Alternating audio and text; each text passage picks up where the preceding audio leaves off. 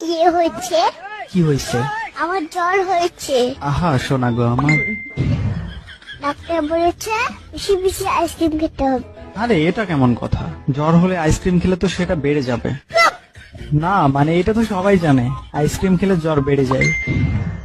Doctor হচ্ছে বেশি বুঝো তুমি আন্দাজে ফাল ছেড়ে কথা কাট কিছু বুঝে তাই বুঝে না কোথায় এখানে পা ঢুকে দেয় টাকলা ওরা এখান থেকে তুমি জানো না কাঁটা তুলতে হয়।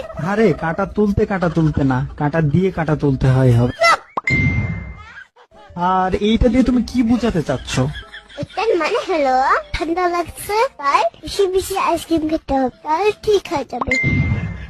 আইসে নিউটনের খালাতো বোন, আইসক্রিম খাওয়া বললেই তো হয়। তুমি এতদিন জানতো কেন? আরে নীল যন্ত্রণা, নীল লজ্জ হবে।